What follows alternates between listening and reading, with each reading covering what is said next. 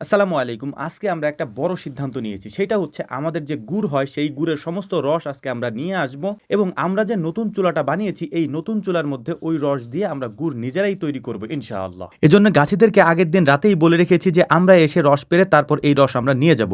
এত রস আনার জন্য যেহেতু অনেকগুলি পাত্র দরকার তাই এতগুলি পাত্র আমাদের কাছে ছিল না, তাই আশেপাশের বাড়ি থেকে সমস্ত কলসগুলি সংগ্রহ করেছি এবং সংগ্রহ করে আমরা নিয়ে এসেছি এই রসগুলি এখান থেকে নিয়ে যাওয়ার জন্য। তো আলহামদুলিল্লাহ এখানে আসার পর ওনাদেরকে ঘুম থেকে উঠিয়ে আমরা রওনা দিয়েছি গাছ থেকে রস পাড়ার জন্য। এখন ভোর প্রায় 4টা বাজে। ভোর তো বলা যাবে না, কারণ ফজরের আজান দিতে আমাদের এখানে এখনো 1 ঘন্টা 25 মিনিটের মতো বাকি। আমরা যেখান থেকে গুড় নিয়ে আসি এখানে প্রায় 200-র মতো খেজুর গাছ রয়েছে। 100-র মতো খেজুর গাছ প্রতিদিন প্রায় কাটা হয়। এক গাছ থেকে আরেক গাছের দূরত্ব বেশি হওয়ার কারণে ওনারা সাইকেল ব্যবহার করে এবং এই সাইকেলে চড়ে এক গাছ থেকে আরেক গাছের দূরত্ব পর্যন্ত পৌঁছে ওখান থেকে ওনারা রস পেরে নিয়ে আসে। রাতের বেলায় কোথা থেকে কোথায় যাচ্ছে কিছুই চিনি না, তারপরেও আলহামদুলিল্লাহ ওনাদের সাথে সাথে গিয়ে রসগুলি সংগ্রহ করছি। যদিও এর আগেও আমরা এমনটা করেছি, তবে আমরা রস কখনো বাড়িতে নিয়ে আসিনি, ওনাদের ওখানে জ্বালিয়ে গুড় বানিয়ে তারপরে নিয়ে এসেছি। এতগুলি গাছ থেকে যেহেতু রস সংগ্রহ করতে হবে তাই ওনারা 3 জনে এই কাজগুলি করছিলেন আর আমি ফাঁকে খুঁজতেছিলাম যে কোথায় ছোট ছোট গাছ আছে যে গাছ থেকে আমি উঠে রস পাড়তে পারবো ইনশাআল্লাহ। কিন্তু দুঃখের বিষয় হচ্ছে একটাও ছোট গাছ খুঁজে পাচ্ছিলাম না। এজন্যই মূলত হচ্ছে যে আমি গাছে উঠতে পারছিলাম না, কিন্তু গাছে তো আমাকে উঠতে হবে। ছোটবেলা যেহেতু অনেকবার এই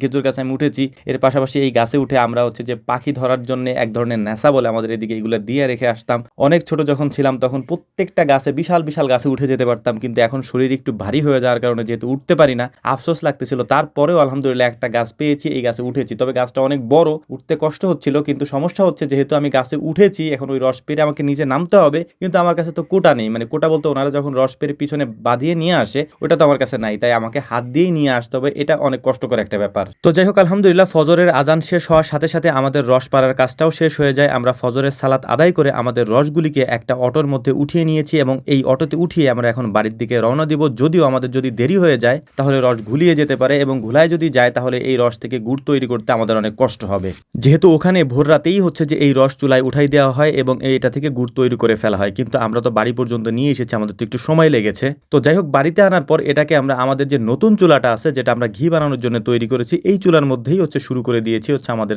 গুড় তৈরির মূল কাজ। যেহেতু একেবারে নতুন চুলা, তার উপর হচ্ছে যে একেবারে সম্পূর্ণ মাটি দিয়ে তৈরি কাঁচা চুলা, এজন্য এটা দিয়ে আগুন জ্বালাতে আমাদের একটু কষ্ট হবে এবং দেরি হবে, এটা আমরা আগে থেকেই জানি। এই প্রস্তুতি নিয়েই মূলত হচ্ছে যে আমরা রস থেকে গুড় তৈরির কাজটা শুরু করেছি আলহামদুলিল্লাহ। তবে এই কাজগুলি সম্পূর্ণটাই করবে আমার মা।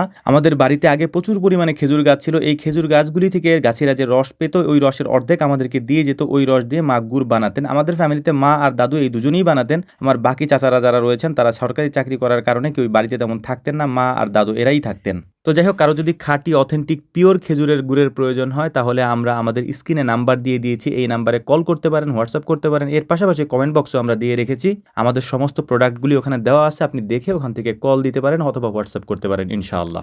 একটা ইন্টারেস্টিং ব্যাপার বলি, আমার হাতে যে নাড়ুনিটা আছে এটা আমার দাদুর, আজ থেকে 40 থেকে 42 বছর আগে উনি এটা ব্যবহার করতেন। আমাদের চাঙে এটা ছিল, ব্যবহার করা হয় নাই, আমরা এটা দিয়ে মূলত হচ্ছে কাজগুলি করছিলাম। তো যাই হোক আলহামদুলিল্লাহ আমাদের গুড় বানানোর কাজ শেষ। আমাদের জন্য দোয়া করবেন। আসসালামু আলাইকুম রহমতুল্লাহ।